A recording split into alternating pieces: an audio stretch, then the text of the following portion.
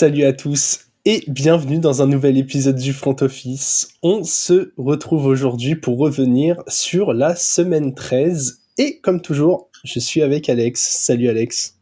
Salut Jérôme, salut à tous. Oui, Comme toujours, comme voilà. très souvent. Très souvent. On a parfois des impératifs qui font qu'on ne peut pas être là deux en même temps, mais je trouve qu'on remplit un bon pourcentage de réussite.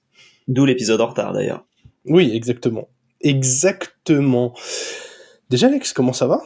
Puisque ça fait un petit moment, hein, même s'il y a 15 jours de décalage et qu'on se parle régulièrement, je pense que c'est bien là en ce mois de décembre de s'assurer que tout va bien.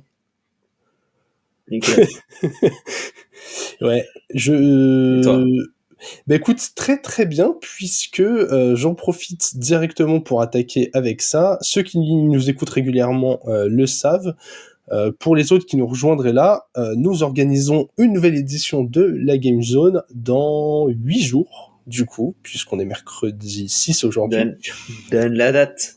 Donc le jeudi 14 à 20h31 précisément. En tout cas, c'est ce qui est pour l'instant prévu. On a les invités pour une fois bien en avance. C'est rare, mais normalement le casting ne devrait plus bouger. On sera avec Bugs France, Charger France, waouh, c'est dur à dire, Chargers France, des Bowlers et moi. Du coup, j'ai fait des fusions de participants, voilà. Je serai encore là pour faire briller nos invités et comme d'habitude, tu seras magnifiquement à la baguette de cette Game Zone. Exactement. Tel Harry Potter devant Voldemort. C'est ça. C'est l'idée. Si je vois Deshaun Watson, je ferai un Expelliarmus. Tu sais que très drôle si tu annonçais les points comme dans Harry Potter. Comme Dumbledore. Et 10 points pour les Chargers. À la fin, en mode gros tricheur, ouais. Prends ton chouchou. Et pour son courage, 50 points pour Jérôme. Je te rappelle quand même que je suis un animateur et un juge très droit. Il n'y a jamais eu une plainte sur le scoring. Ah non, jamais. Bah, de toute façon, et pour ceux qui se plaindraient, du coup, la comparaison, eh bien, t'es quand même vachement plus juste que Dumbledore. Hein. Ouais, pas beaucoup, mais voilà. On va dire que c'est pas toujours Gryffondor, quoi. Ouais, exactement. c'est à l'humeur du moment. En tout cas, jeudi 14 décembre, 20h30, YouTube, Twitch, voilà. Pour ceux qui nous regardent sur YouTube, vous avez toutes les infos en bas de nos réseaux, donc c'est @lefrontoffice partout, pas dur de nous trouver. Et pour ceux qui nous écoutent en podcast, bah vous venez de l'entendre, quoi. Exactement. C'est pas mal, c'est efficace comme ça. c'est pas mal, c'est pas mal. Bien joué. Allez, on va faire un petit tour en fantasy, comme toujours, deux ligues principalement, celles auxquelles on aime bien s'arrêter chaque semaine, même si c'est pas toujours simple, puisque on a donc le trophée Fantasy Ballers et la Ligue des légendes, comme on aime l'appeler, avec les autres créateurs de contenu. On va commencer par le trophée Fantasy Ballers. Comment ça s'est passé pour toi cette semaine, Alex ? Eh ben écoute, je suis presque qualifié en playoff. C'est-à-dire que je suis dans une ligue où on est le premier est en 9-4, je suis en 8-5, il y a un autre en 8-5, et ensuite il y en a 5 en 7-6, et il y en a 2 en 6-7. C'est-à-dire que le 10e peut encore se qualifier alors qu'il reste qu'une semaine de playoff, ce qui est assez rare. Et là, du coup, j'ai battu Alex que vous aviez déjà vu sur le podcast, pour faire quelques rewinds, donc je l'ai battu. Et là, je joue la semaine prochaine contre le premier, et c'est la première place qui sera en jeu, du coup, si je gagne. Ça se passe plutôt pas mal pour un trophée qui avait bien mal démarré. Ouais. Et là, qui se réveille bien mieux avec le réveil de Ja'Marr Chase, notamment. Ok, bah écoute, de mon côté, t'avais été tiré, t'es en quelle division ? T'es une poule de D3 ? Je suis tout en bas. En bas. Donc en fait, il y a 3 parce que l'année prochaine, pour ceux qui écoutent et qui voudraient participer, l'année prochaine, je pense qu'il y aura d'autres personnes qui pourront rejoindre sans trop de soucis. Ouais. Et auquel cas, vous serez sûrement au bas de l'échelle pour démarrer. Ouais. Donc à peu près là où j'en suis aujourd'hui. Et du coup, il y a 3 équipes qui se qualifient, ce qui fait que être dans les 2 premiers, c'est un peu crucial. Si c'était dans les deux premiers, t'es sûr de monter quasiment. Ouais. Parce que t'arrives en demi-finale, t'arrives quand il reste 4 places, t'as juste à gagner un en play-off pour passer. Donc on va espérer quoi. Ouais, on rappelle, ça s'était fait au tirage au sort, hein, ça ne remet pas en cause les compétences. Écoute, moi je suis probablement, et je pense que nos camarades des bowlers seront bien placés pour le dire ou non, mais je dois avoir la division, la poule de division la plus serrée de toute celle du trophée. Ah ouais. Bah, il y en a en 9-4 en 8-5, et après on est 5 à être en 7-6, Ouais. et 2 en 6-7. Ouais, c'est à peu près pareil que moi, du coup, ce que je te disais tout à l'heure. Ouais, oui, c'est vrai. Et il y a vraiment personne de trop nul, sauf Lucho, petite dédicace, mon Lucho, qui est en 4-9, qui gagne des matchs quand ça ne sert plus à rien, hein, et il vient de gagner alors qu'il est éliminé. Moi, du coup, cette semaine... Attends, j'ai une update, du coup, si on parle de dernier de classement. Dans notre ligue, on a Gringo Superstar, qui était en 0-12 avant cette semaine. Alors qu'il a pas du tout le pire score de la ligue et tout. Et ben, il a enfin gagné un match. Et voilà. Ça, c'est quand même très dur quand t'es en 0-12, mais que genre t'as des scores top 6, tu vois. Mais genre t'as le 5e score, tu perds contre le 3e, t'as 8e score, tu perds contre le 6e. Ouais, voilà, ouais, c'est plus ça. Ouais, mais tu vois, genre quand t'es jamais bottom 2-3 tout le temps et que tu perds tout parce que pas de chance sur le calendrier. C'est très très dur. Effectivement. Écoute, moi, du coup, bah, justement, j'ai battu France cette semaine dans le trophée FB, donc on aura pendant la game zone. Je vais pas revenir sur le score parce que voilà, j'aime pas humilier les camarades, mais c'était assez sévère. Et malheureusement, dans la Ligue des légendes, j'ai perdu contre Marc. J'avoue que mon effectif, avec les blessures et les bails, il était pas beau, quoi. Ah, vas-y, poubelle, cette ligue. Bon. Bah, autant l'année dernière, on a fait demi tous les deux, autant là... Bah là, je suis en 6-7 dans ce truc-là. Je suis 7ème. Si je gagne, j'ai une chance d'y aller. Mais vu que c'est le 6ème, c'est le meilleur score. C'est les 5 premiers et ensuite le meilleur total de points sur tout le reste. Peu de chance que j'y sois quand même. Donc je pense que la saison va vite s'arrêter et c'est très bien comme ça. C'est pas mal de ligues comme ça où... Allez, merci, au revoir. Bah, ce qui est assez drôle, c'est que j'ai un moins bon bilan que toi dans cette ligue, mais qu'avec le nombre de points que j'ai marqué, je peux encore espérer y aller si je fais un bon carton à semaine pro. Ouais, moi je joue à... m'étonnerait. Bref. Moi je joue à Ptine, j'ai aucune chance, quoi. Ouais. Je joue le destructeur de cette ligue. Et la Christian McCaffrey et Tyreek Hill. Déjà, qu'est-ce que tu veux faire face à ça? Bah, la vraie question, c'est comment avons-nous fait pour le laisser drafter les deux après? Voilà. Non, il a récupéré Tyreek Hill tard l'année dernière, et vu Ouais. que c'est une keeper, il l'a récupéré. Ouais. Et malgré le côté super flex, il a bien blindé d'autres postes et ça a bien fonctionné. Exactement. Bon, voilà, on a fait petit tour fantasy, le petit tour promotionnel. Il va être l'heure d'attaquer le rewind de cette semaine.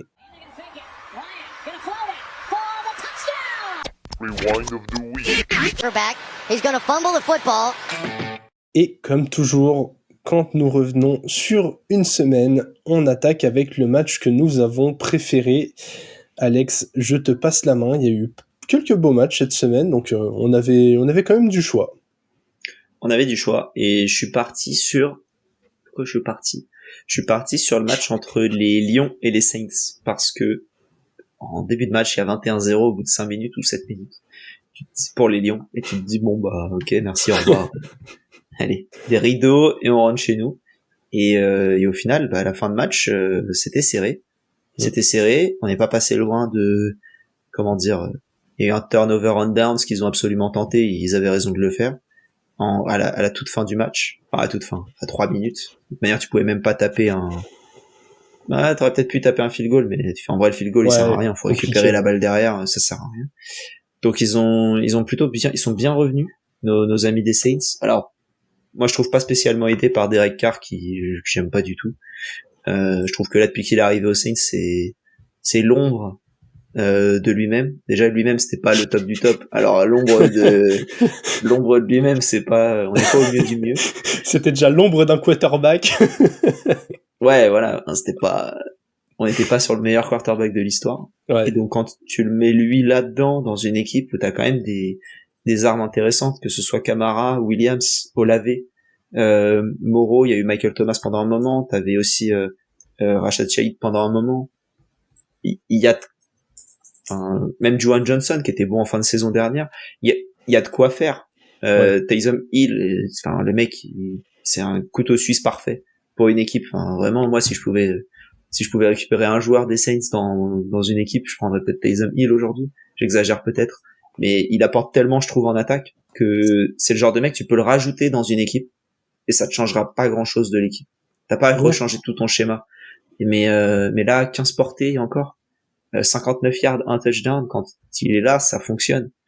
Bon, ça a pas fonctionné assez, mais il a été plus mis en place à partir de quand c'est revenu, quoi. Ouais. Donc forcément, ça marche. Camara toujours là, Olave qui fait encore une fois un super match, beaucoup de réceptions. Mais voilà, je voulais parler un peu de ce match parce que je trouve que c'est intéressant. Juste le manque de respect pour Jahmyr Gibbs qui se fait sortir alors qu'il tombe au 1 yard. Tu sais, quand il était tout seul, ça marchait super bien. Ouais. Il mettait les touchdowns à 3, 2, 1 yard. Là, il te fait une super course. Si mes souvenirs sont bons. Ouais, il court pour 36 yards, il se fait tacler au 2 et il met Montgomery. Il marque. Ouais. Non, mais voilà. Mais je connais un head coach qui va te dire, moi, vos fantaisies, je m'en tamponne. alors là, pour le coup, rien à voir avec la fantasy. J'en ai rien à faire. C'est l'idée. Moi, je trouve, c'est que le gars, il a fait toute l'attaque quasiment avec les 36, il les a amenés à la end zone.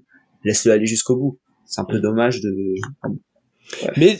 Mais tu vois, il y a un côté pragmatique où tu te dis, le mec vient de faire un gros effort, le mec est plus léger que mon autre running back. Ouais, je préfère un mec qui a de la force et qui est à fond, je suis d'accord. En vrai, ouais. Après, je comprends ce que tu veux dire. Faut pas que ça génère une frustration chez Jahmyr Gibbs, surtout quand tu vois comment sont payés les running backs, genre. Ah ouais, si tu regardes à la fin de 4 ans des 4 premières années de sa carrière où tu vois, ok, il a fait un bon score, mais en fait, il a mis que, j'en sais rien, 6-7 touchdowns par an. Et parce qu'à côté, tu les donnes tous quand il arrive à 1 yard, tu les donnes à l'autre personne. C'est frustrant. Ouais. Voilà. Mais sinon, gros match, Laporta encore une fois, c'est magnifique. Brian Branch continue de faire une très très bonne. C'est un rookie de manière. Ouais, c'est un rookie. C'est un rookie, très très bonne saison pour un rookie. Donc, voilà, bon match, j'ai bien aimé. D'ailleurs, tu parles de Laporta, ça me fait penser à une petite question. Si tu devais choisir, genre, entre... à équipe égale, genre, tu leur mets un top QB à la passe, est-ce que tu prends Laporta, Hawkinson, McBride? Je me suis un peu posé la question, genre, tu vois, t'as un peu Kelsey, bon, qui est le top. Je suis pas assez bon sur qui est le meilleur bloqueur là-dedans. Ouais. Si c'est, faudrait que je regarde plus en détail. Si t'es à peu près à blocking égal ou 10% de moins, je prends Laporta, peut-être. Parce que, au niveau du potentiel du contrat, je trouve que c'est mieux. Ok, ouais, parce que honnêtement, j'ai pas de réponse non plus. C'était surtout avoir un avis. N'hésitez pas à nous donner aussi votre avis en commentaire ou sur Twitter ou n'importe où sur l'épisode en fait. Mais je trouve que là, chez les jeunes Titans, il y a quand même du bon matériel quoi. Il y en a plein d'autres que j'ai pas cités parce que là, c'est les 3 qui ont un peu de lumière en ce moment, mais ouais, d'habitude, on dit que c'est un poste où il faut du temps, où c'est des joueurs qui arrivent à briller un peu plus tard, avec de la maturité. Là, j'ai l'impression que depuis 2-3 ans, on a des mecs qui arrivent, ils contribuent, quoi. Ouais.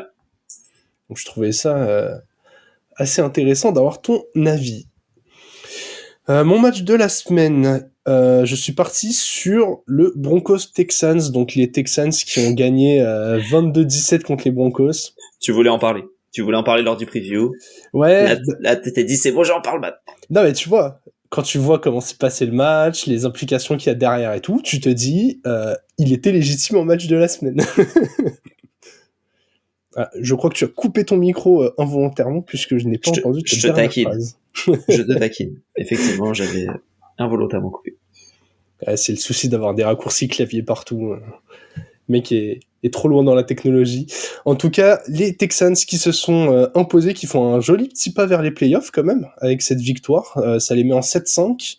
pendant que les Broncos vont devoir cravacher jusqu'au bout. Si je parle de ce match, c'est notamment à cause du scénario. Et c'est un peu comme dans la rencontre dont tu viens de parler, même si les proportions étaient plus petites, plus réduites, mais les Texans arrivent à la fin du premier quart en menant 10-0. On se dit, ok, ils déroulent encore bien. Ils arrivent à la mi-temps en 13-3. On se dit, ok, ils n'ont pas assommé le match, mais ils sont devant, ils sont en contrôle. Et là, les Broncos, qui enchaînaient les victoires depuis quelques semaines, se réveillent en deuxième mi-temps. Ils reviennent dans le match, 16-10 à la fin du troisième quart. On se dit, ok, l'expérience de Russell Wilson, une équipe qui est en confiance, est-ce qu'en face, ça va réussir à tenir ? Et au final, ils arrivent à tenir toute la rencontre. Je trouve ça très très fort pour une équipe qui est composée d'énormément de jeunes joueurs, que ce soit en attaque ou en défense. On parle très souvent de C.J. Stroud, de Tank Dell, de Nico Collins, mais je pense qu'on parle pas assez de la défense des Texans. Moi, c'est vraiment là-dessus que j'ai envie de mettre l'accent. Match colossal de Desmond King, Jalen Pitre, il est tellement fort semaine après semaine. Jimmy Ward, très très bon. Will Anderson, incroyable aussi pour un rookie. Enfin, dans cette défense, il y a vraiment beaucoup de talent. Même Derek Stingley aussi. Ouais. Il a 2 interceptions quand même, c'est pas rien. Hein. Ouais, non, c'est sûr. Énormément de talent dans cette défense et une attaque, voilà. Il y a plusieurs semaines de suite, Tank Dell qui a brillé, et puis là, Nico Collins, 12 targets, 9 réceptions, 191 yards, 1 TD, enfin. Cette équipe, j'ai l'impression qu'elle est pleine de ressources, vraiment pleine de ressources, pleine de solutions. Et en face, les Broncos qui sont pas si loin d'aller chercher un match qui a été compliqué pour Russell Wilson. Tu t'as parlé des interceptions, il en a lancé 3. Un jeu au sol qui a pas trop réussi à s'installer. Jamonté, il porte le ballon 13 fois pour 46 yards. Après, derrière, c'est Russell Wilson qui prend 10 portées de balle et qui met un TD. Courtland Sutton qui fait toujours les gros plays, il met son TD super long, encore impressionnant, mais pas de receveur consistant, et malgré tout, ils sont restés dans le match, donc voilà. On va voir s'ils arrivent à rester debout, à rester en course jusqu'à la fin de la saison, si cette défaite casse pas trop la dynamique, mais j'ai aimé ce que j'ai vu, des deux côtés. Je suis d'accord. On a la division, la FC Sud qui était la division un peu poubelle il y a 2 ans. Ouais. Et là, au final, tu te retrouves avec une division ultra intéressante. En plus, quand tu cumules avec la défaite des Jaguars, et la victoire des Colts dont je parlerai, mais tu te retrouves avec 3 équipes en une victoire d'écart. Et en fait, la division est totalement relancée. Ouais. À voir comment les Texans négocieront la blessure de Tank Dell qui sera out pour le reste de la saison. Il donne tous les ballons à Nico Collins. C'est ce qui s'est passé sur ce match-là. Hein. Oui, mais du coup, là, ça a été un peu improvisé. Maintenant, en plus Dell, il se blesse en fin de match quand même si là, ça a beaucoup ciblé Collins, il y avait la menace Dell. Dell, il se blesse au premier quart-temps. Ah, il se blesse au premier quart. Putain, j'ai eu l'impression de le voir beaucoup plus longtemps que ça. Non, il se blesse au premier quart-temps. Il a pas fait une réception. Dans ce cas-là, faudra m'expliquer comment les Broncos sont défendus. J'ai revu le match, mais j'avoue que je me suis pas concentré sur les duels parce que mentalement, je pensais que Dell était là plus longtemps, mais du coup, quand t'as un receveur qui commence à être chaud, va falloir penser à lui mettre Surtain sur le dos pour essayer de le shadow un peu, quoi. Ouais. C'est pas la première fois qu'on fait la remarque cette année, d'ailleurs, hein, des Broncos qui défendent bizarrement les top receveurs, mais bon. On aura peut-être l'occasion de revenir dessus quand ils auront raté les playoffs. Du coup, Alex, t'as un peu introduit le truc, je te laisse parler de ta top équipe. Ouais, moi c'est les Colts qui alors avaient pas non plus un match très compliqué contre les Titans. Ouais. Ils se le sont rendus compliqué quand même, mais ils ont été le gagner. Moi c'est surtout ça que je vais retenir sur ce match-là. Ils se sont fait ouvrir parce je pense pas qu'il y ait d'autres mots par Derrick Henry et par Tyjae Spears. En fait, ils se sont fait ouvrir à la course, mais ils ont quand même pris un touchdown à la passe par DeAndre Hopkins.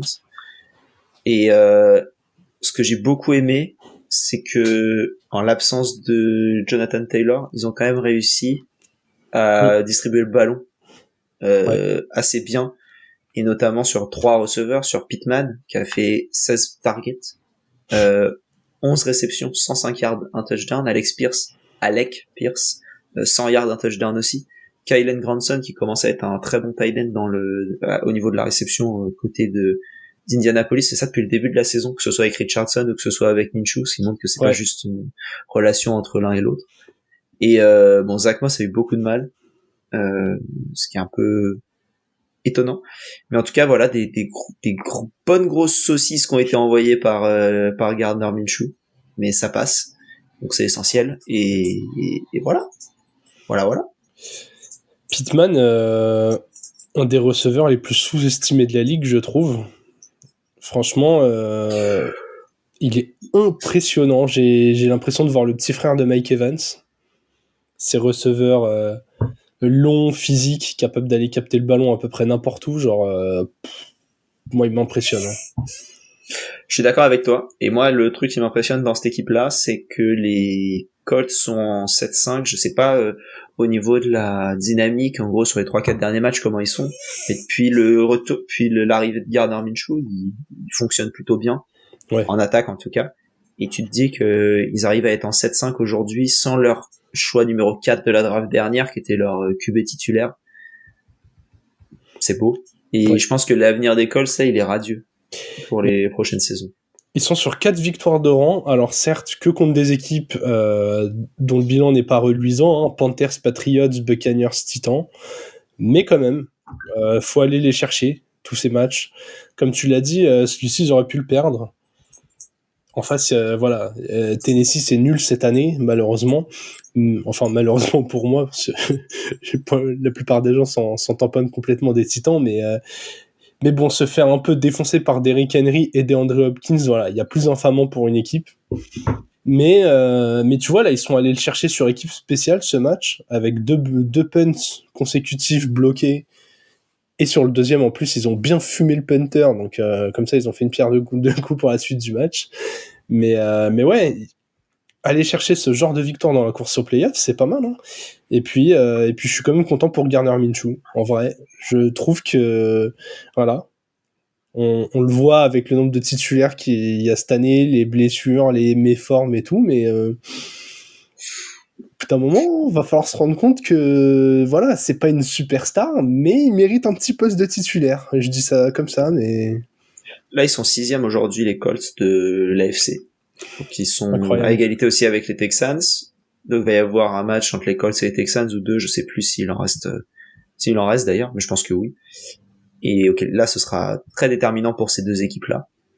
Et voilà, c'est pas mal. C'est une belle AFC, contrairement à la NFC où c'est un peu plus compliqué, je trouve. Ouais. Mais l'AFC est vraiment pas mal.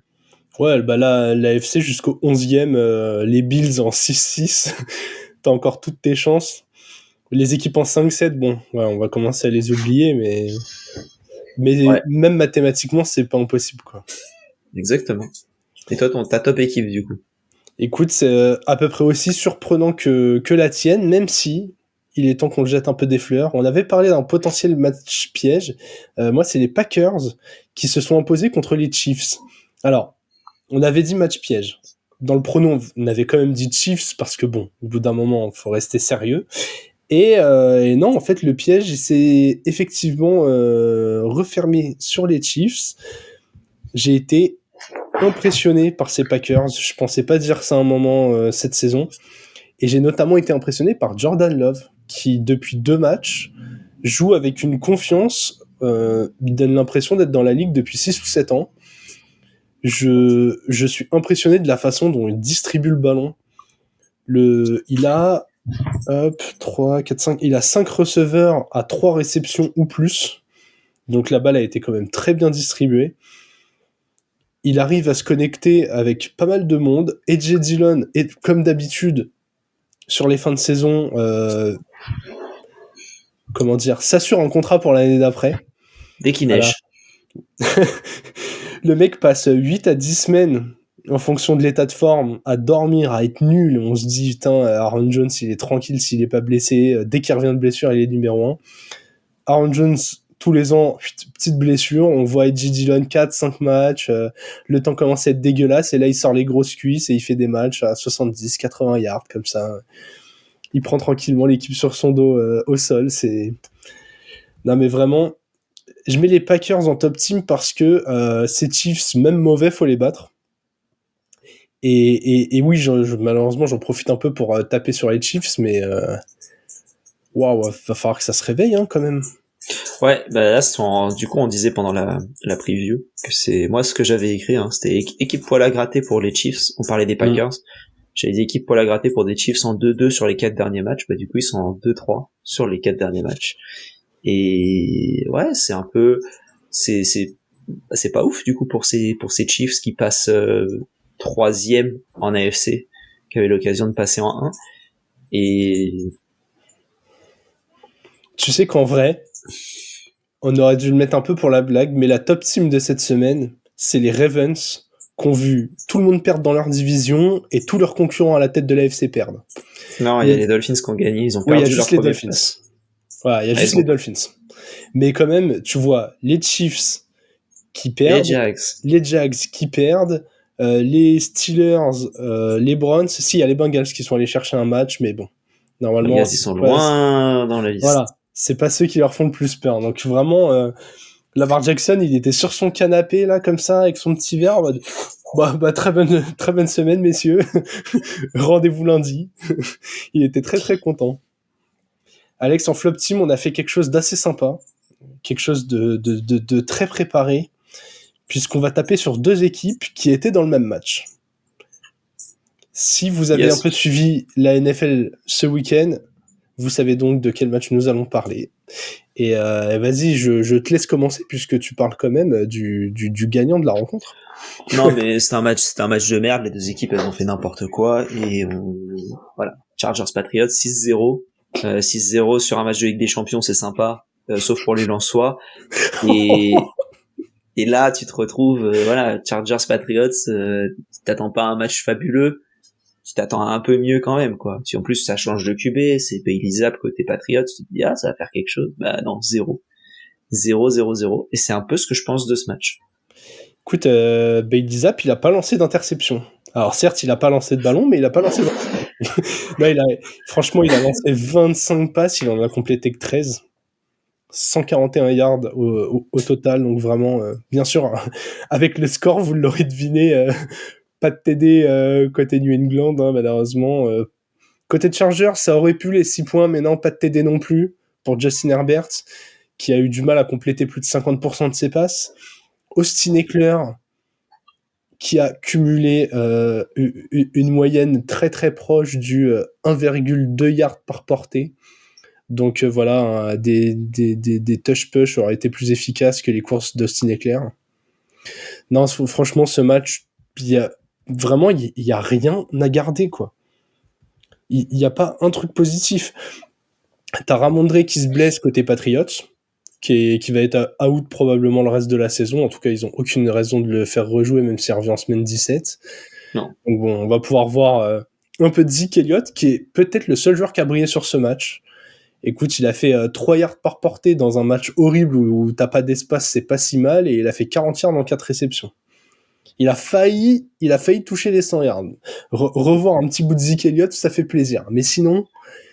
Revenons à nos moutons, c'était nul. Mais oui, en fait, voilà. Si ça avait été nul parce que les 2 défenses étaient incroyables et que vraiment ça avait neutralisé les attaques et qu'il y avait eu, 12-9 avec des field goals en mode ça avance, ça concrétise pas et tout.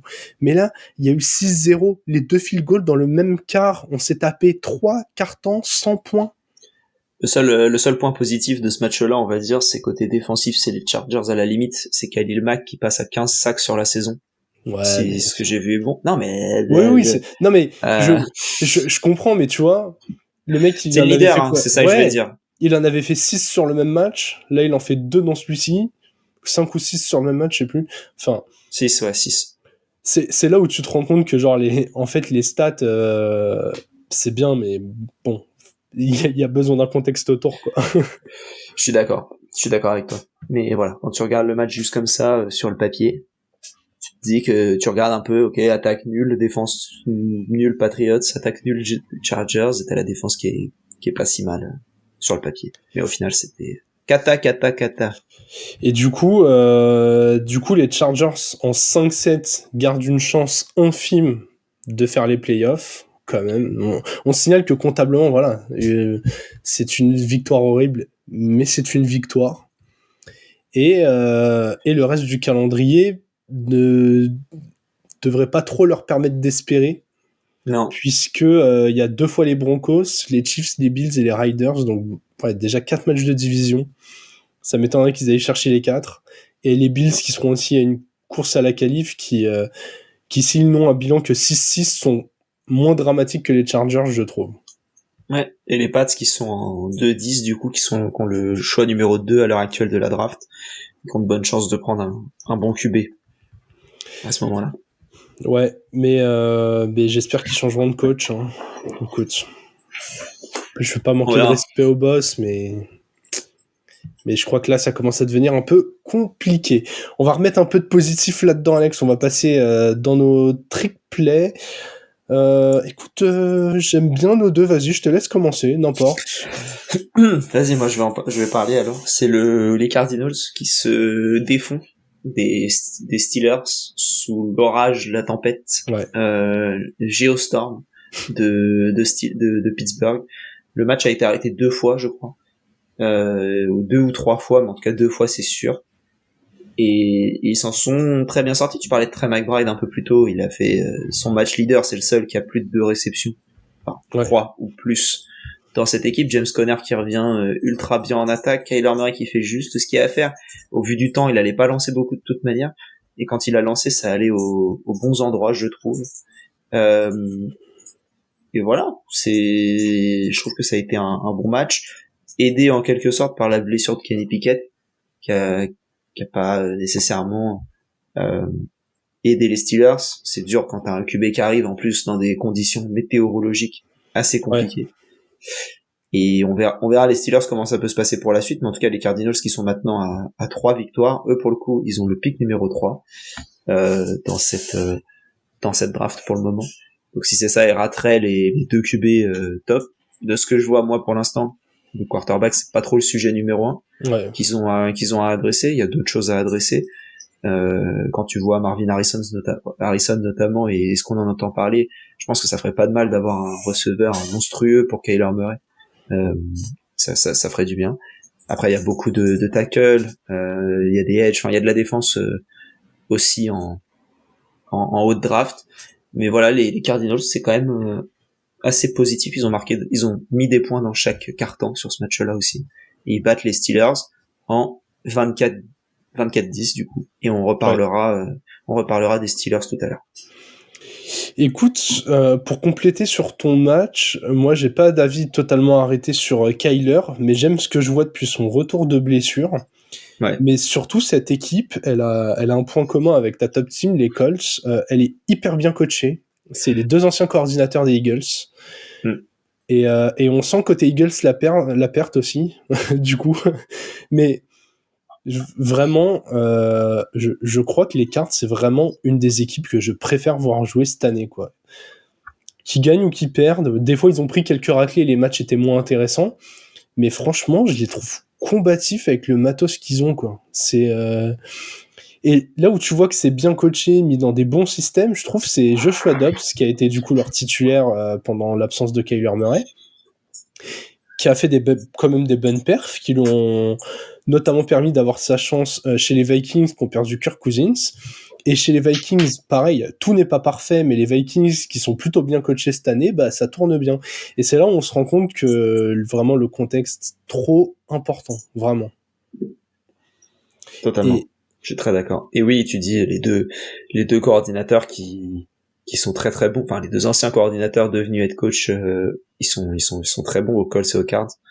Il y avait plus de réserves sur le coordinateur défensif, du coup le Jonathan Gannon, le coach des Cardinals, lors du processus de recrutement que sur Shane Steichen. Alors les deux ont pas pris une équipe dans le même état, loin de là. Mais aujourd'hui, je pense que t'es content des 2 choix. Ah ouais. Moi, en tout cas, je te dis, ces deux équipes, quand je les regarde, je comprends où est-ce qu'ils veulent aller, quoi. Là, bon, les Colts, ils ont le QB qu'ils ont drafté qui est blessé, mais ils arrivent quand même à être compétitifs parce que c'est bon sur les autres postes. Et là, globalement, la grosse question côté Cards, c'était est-ce que Kyler peut être ton QB? Il l'avait payé un peu cher au moment où c'était décidé. On sait pas jusqu'où il peut les... Ouais, très cher. On sait pas jusqu'où il peut les mener, mais quand tu vois les contrats qui sont filés maintenant, bon, est-ce qu'il va être meilleur ou pas qu'un Deshaun Watson? Est-ce qu'il peut apporter...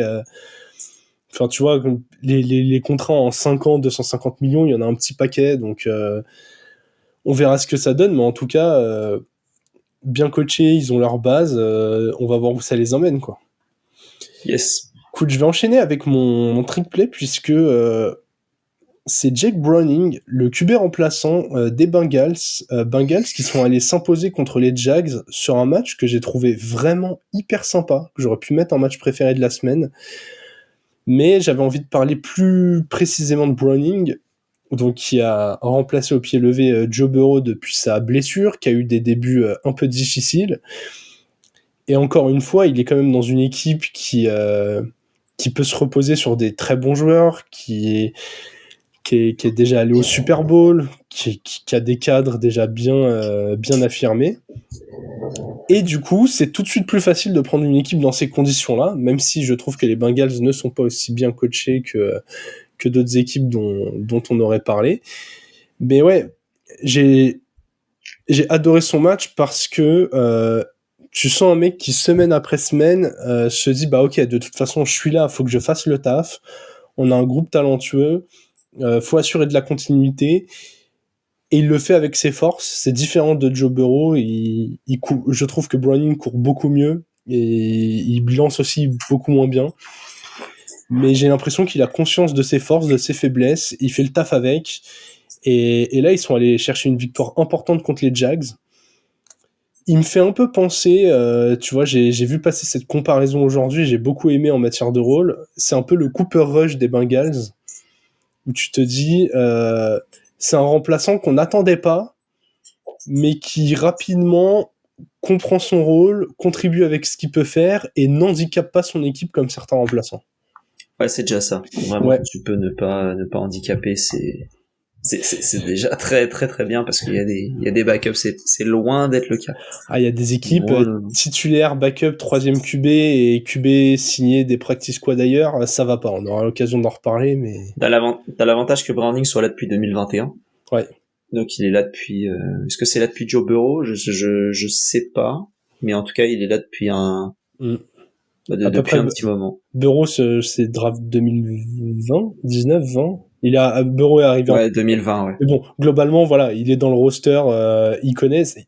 En vrai, il y a un petit peu, c'est pas du tout le même profil, même capital de draft, mais il y a un côté Jordan Love où tu connais ton équipe, t'apprends derrière un bon QB, peu importe qu'il soit plus âgé ou pas, mais globalement, tu vois comment ça se passe. Et c'est beaucoup plus simple que de catapulter un mec en plein milieu qui connaît pas le playbook, qui connaît pas les mecs, qui a pas créé de lien humain en dehors du terrain avec eux. Là, on sent que voilà, chez les Bengals, il se passe encore un petit quelque chose. Je pensais vraiment que leur saison était finie. J'avoue que ce match, il donne envie d'espérer pour eux, quoi. Il y a eu presque un petit côté, on arrive avec un peu d'humilité parce que ça va être compliqué et on gagne le match et je préfère ces Bengals-là que les Bengals qui se pensent meilleurs que tout le monde, clairement. Allez, on va terminer la partie Rewind avec le fumble. Et là, il y a eu des mauvais élèves cette semaine, Alex. Oui. Alors les Commanders ont viré Jack Del Rio il y a un petit temps, je crois. Et donc il se retrouve avec Ron Rivera qui fait les plays défensifs. Ce super coach historique. Mais voilà, c'est comme les dinosaures, il y a un moment... Faut disparaître. Faut s'éteindre. Voilà, c'est un peu l'idée. Et là, la météorite, c'était Tyreek Hill. Ouais. Et ils ont décidé de faire du man coverage sur les actions défensives. Donc, le man coverage, c'est on défend pas en zone, on suit le joueur qu'on marque. C'est du marquage individuel au soccer. Bonne idée. C'est une bonne idée, sauf que tu ne fais pas de marquage individuel avec du Mbappé. avec des joueurs comme ça. Et eux, ils ont décidé de le faire. Et évidemment, ils se sont fait détruire parce que le mec, il court plus vite que tout le monde, à part DK Metcalf, en l'occurrence, qui a été plus vite que lui, mais il court plus vite que tout le monde. Et donc, forcément, si tu fais du man, t'as aucune chance. T'as aucune chance. Et ils ont fait ça tout le match. Mais oui. Et quand ils ont commencé à faire autre chose, là, il y a Chain qui est arrivé et qui a dit, non, mais en fait, arrêtez. Comme ça, tu sais. Non, mais ce qui est énorme, c'est que du coup, Tyreek Hill, il a le temps de te dire, ah, mais en fait, moi, je me suis trompé sur mon tracé. Tu vois, il a mis la balle au bon endroit. Mais du coup, j'ai ajusté l'angle de ma course et j'ai pu rattraper la balle sur son TD de 70 yards. En fait, on le répète depuis le début de la saison, les cornerbacks des Commanders sont nuls. Voilà, globalement, ils sont à peu près dans le même tiers que ceux des Titans. Ils sont nuls. Et c'est dommage parce que Forbes, il y avait des promesses, il y a eu des matchs où ça allait, et comment dire, quand tu vois, du coup, j'ai parlé de Brian Branch un peu tout à l'heure côté Lions, il a été drafté bien plus tard. Ils auraient pu le drafter à ce moment-là en 16, mais surtout, ils auraient pu prendre Christian Gonzalez, qui était le choix que tout le monde attendait à ce moment-là. Et tu vois que, alors, il s'est blessé, Gonzalez, mais tu vois sur les premiers matchs que c'était le leader de cette défense-là, et je pense qu'il aurait fait beaucoup de bien. Mais voilà, enfin voilà, ça pour dire que les Commanders, voilà quoi, on va pouvoir les retrouver l'année prochaine, tranquillement. Et ce sera pas pour cette saison, parce que là ils sont avant-derniers, non ils sont avant-derniers de NFC, parce que les Panthers ont déjà été éliminés de la course au playoff, c'est les premiers d'ailleurs qui ont été éliminés. Les Patriots vont suivre la semaine prochaine, et ouais, les Commanders, c'est cata. Ah ouais, non, c'est très très compliqué, et en plus, j'en profite pour glisser petite info qui est passée, mais il y a les Bears qui seraient éventuellement sur... J'ai perdu le nom de leur coordinateur offensif, Eric Bieniemy, pour remplacer Eberflus en tant que head coach si Eberflus venait à sauter. Ce serait pas une bonne nouvelle, étant donné... S'il venait à sauter. Non, mais parce que attention, les Bears, ils ont un calendrier facile, et genre, ils peuvent gagner 4 de leurs 5 derniers matchs, finir genre en 7-10, un truc comme ça, et lui, il se garde une intersaison tranquille, et il attaque la saison prochaine, tu vois. Ça pourrait. Quand je dis facile, attention, c'est pas non plus accessible, mais il y a pire. Ouais. Et du coup, il y a cette petite rumeur qui traîne, vraiment, les Commanders, ne faites pas ça. Là, c'est le moment où Rivera, il doit passer par la fenêtre, Bieniemy doit prendre le poste, point. Genre, si les Commanders gardent Rivera, et Bieniemy, du coup, où tout le monde attendait cette évolution-là, tu viens coordinateur offensif, tu sais qu'il va finir par partir. Que tu la vois en plus, l'évolution offensivement. Bah oui, l'équipe, elle est ultra intéressante. Mais OL, franchement, il y a encore plein de choses à corriger, et il doit encore progresser, c'est que sa deuxième année, mais offensivement, il y a une identité. C'en est au point où OL, il envoie énormément de yards, alors qu'il bénéficie pas de la meilleure saison en carrière de McLaurin ou de la meilleure saison de la courte carrière de Dodson. Genre, très clairement, il a des top receveurs, mais il arrive à distribuer la balle partout. T'as du Dynamy Brown là qui a des ballons, Logan Thomas qui a des ballons, les running backs qui sont nourris à la réception. Enfin, dans cette attaque, il se passe des choses. Donc, au bout d'un moment, donnez les clés à celui qui appelle les jeux de ce côté-là, quoi. Et prenez un bon coordinateur défensif. C'est ça. C'est notre conseil de l'épisode. Prenez des bons coachs, ça marche bien. C'est ça. Prenez un QB aussi. Mais ça, c'est pas pour eux. Non, ça, c'est pour les Jets. Ça, c'est pour les Jets qui, du coup, ont perdu contre les Falcons, à notre grand désarroi, puisque si nous n'avons rien contre les Falcons, on espérait que les Jets restent dans la course pour éventuellement revoir du Aaron Rodgers. Là, j'avoue que son retour n'aurait aucun intérêt après cette défaite. C'est, voilà, on lance le flag et on expulse le joueur, on lui dit à l'année prochaine. Non, la situation... On met le gif de Vince Carter. Sur le concours de dunk. C'est fini. C'est terminé. Pensez plus à nous. Non, mais vraiment, la situation au poste de QB, j'ai rarement vu une anarchie pareille. On le rappelle, chronologiquement, Aaron Rodgers commence la saison, se blesse en semaine 1. Dramatique. Il se fait le tendon d'Achille. saison terminée ou presque selon ce qui est annoncé à ce moment-là, on se dit ok, Zach Wilson a passé une partie de l'intersaison à apprendre près de lui, il est jeune, il peut progresser, on attendait un meilleur Zach Wilson, on s'est dit au moins cette année il sera peut-être pas handicapant. Il prend le poste, il s'avère très handicapant. Dit, okay. Pas sur tous les matchs. Pas sur tous les matchs, mais bon, les matchs où il est pas handicapant, il va quand même pas en chercher un ou deux, quoi. Globalement, ils en ont gagné 4, c'est pas grâce à lui, quoi. Il est pas allé chercher le match contre les Chiefs qu'il aurait pu aller chercher. Ouais. Et du coup, on arrive à cette semaine où, enfin, la semaine dernière, Tim Boyle fait son premier match.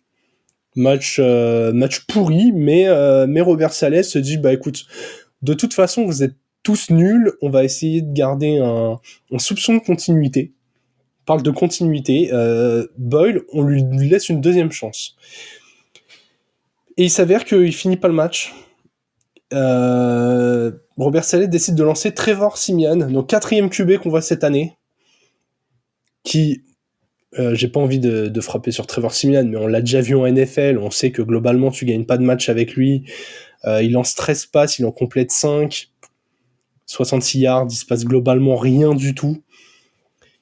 Et du coup, on apprend après le match, là, tranquillement, début de semaine, Robert Saleh qui est en mode... on repartirait peut-être bien avec Zach Wilson. Et c'est là où arrive le rebondissement. Zach Wilson qui est en mode non, en fait, pas trop chaud pour reprendre le poste là maintenant qu'on est éliminé. Parce qu'en fait, j'ai curling dimanche prochain. Ensuite, j'ai un repas chez ma belle-mère et ensuite j'ai ça. Du coup, là, je peux pas trop. On peut revoir ça en mars. Voilà, ça m'arrange pas trop. Si on peut revoir ça à un autre moment, tant mieux. C'est un peu ça qu'il a dit. Hein.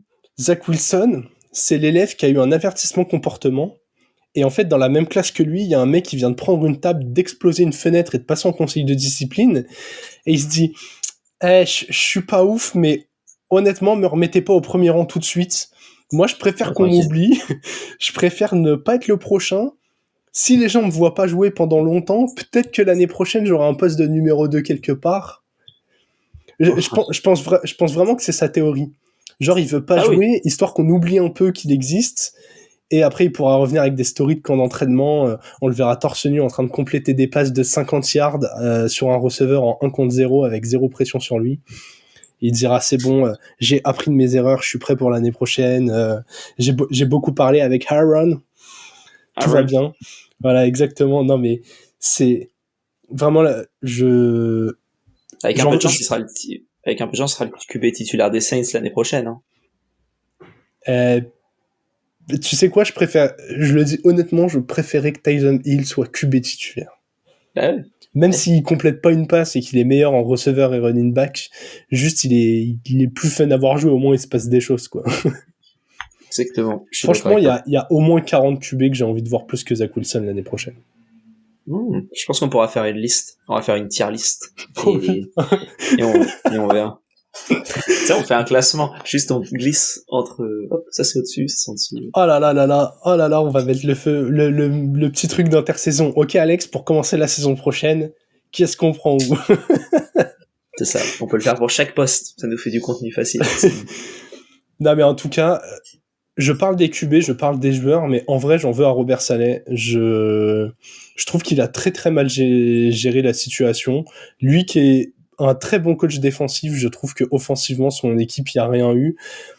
La O-line est faible et je trouve ça même dommage que du coup tu n'arrives pas à la trade deadline en te disant bah on va chercher 2-3 O-line, des mecs où le contrat je sais pas il est trop lourd, des mecs qu'il faut relancer, des paris, enfin ce que tu veux, mais contrats lourds, des contrats lourds, ils avaient pas de place, aller les chercher. Mais tu vois même des mecs à la Shaquille Leonard qui auraient peut-être si tu leur passes un coup de fil, accepter d'être coupé, re-signé avec l'ancienne équipe qui prend du cap. Enfin, on sait qu'en NFL, il y a quand même moyen, même si t'handicapes parfois ton avenir, d'un peu bricoler. Et je trouve que offensivement, ils se sont trop reposés sur le fait, ok, Zach Wilson va pas nous faire perdre des matchs, si on prie pour qu'Aaron Rodgers revienne très vite, et si on n'a pas trop perdu d'ici là, ça va passer. Là, au final, ils sont comme des cons, ils ont encore jeté une saison. Et je suis énervé parce que dans cet effectif, t'as Garrett Wilson qui subit, t'as Breece Hall qui est un des rares joueurs explosifs de cette équipe que je trouve ultra bridé, mais aussi parce que on lui ouvre pas de brèche. Vraiment, Ça, tu les parles Jets, que de je vois. l'attaque en plus, parce que Ouais. défensivement, après, il y en a d'autres qui sont un peu cachés. Ouais, mais tu vois, défensivement, en vrai, ça tourne bien, genre. La Oui, ça défense, tourne, mais c'est dommage oui, je que suis ça d'accord, tourne. ça pourrait être mieux. Mais tu vois, la défense, j'ai envie d'accabler personne, tellement que l'attaque, elle est jamais sur le terrain. Les mecs, ils jouent 40 minutes par match, ils se font rentrer dedans, ils sont rincés, genre. Vraiment, je suis deck pour les Jets, voilà. Je te comprends. Ça m'a, j'avoue que ça m'a abattu de les voir perdre, surtout contre ces Falcons où eux c'est tout l'inverse. Ils ont un QB aussi, franchement, Reader c'est aussi nul que Zach Wilson, mais il se passe des trucs autour, quoi. Ouais, Parce qu'ils ont une bonne O-line et du coup ça rend le truc possible. exactement. Allez, je viens de pousser un coup de gueule, on va pouvoir continuer à le faire, on transite tranquillement vers la semaine 14. Et Transit, c'est un bon terme pour parler de ce match. ah ouais, très clairement. Dans tous les sens du terme. On a un Thursday Night Football qui... Voilà, non mais en fait la NFL ne veut pas nous laisser rêver. Je vais le dire comme ça parce que voilà, après la semaine 12 et tout, on a eu quelques matchs comme ça, on s'est dit ah pour une fois un bon Thursday Night Football, on avait eu le Cowboys Seahawks. Ouais. Ouais. Et Ravens Bengals aussi. Voilà, il y avait eu quelques beaux matchs. Là, l'affiche, les Patriots en 2-10 vont sur le terrain des Steelers en 7-5. Franchement, s'il y a un match que je voulais pas voir en Thursday Night Football dans le programme de la semaine à venir, c'était probablement celui-ci. S'il y a bien un match que je voulais pas voir en prime time, ils ont décidé de nous le donner. Ils sont gentils. Bravo à eux. Mais très clairement, je vais passer mon tour. Ce sera un replay pour moi et puis rendez-vous dimanche pour la Red Zone, quoi. Franchement, Ok. Eh ben, écoute, moi, j'ai deux choses. C'est que c'est pas mal. ce match-là, pour les Steelers, déjà, on va avoir Mitch Trubisky qui va être là pour un petit moment. Et si on veut continuer la série d'invincibilité, en quelque sorte, de Mike Tomlin en tant que head coach, là, si tu gagnes ce match-là, t'es en 8 victoires, il te reste plus qu'une victoire à faire pour Ou un être en nul. positif. Ou un nul, effectivement. Et je pense que voilà, c'est possible là qu'ils passent. Surtout que s'ils sont en 8-5, en fonction des résultats des autres équipes, tu peux vraiment monter dans la course au playoff. Et côté Pats, il faut perdre tout, de toute manière, pour être le mieux placé possible pour la draft. Et j'espère qu'ils perdent pour qu'il y ait du changement dans cette équipe-là. Parce qu'aujourd'hui, c'est... Après, Belichick, non mais Ouais. Belichick, il va rester GM même s'il est plus coach, admettons, et il va réussir à te prendre un mec sur la O-line alors qu'il a 18 QB, tu vois, genre il est tellement qu'il a raté.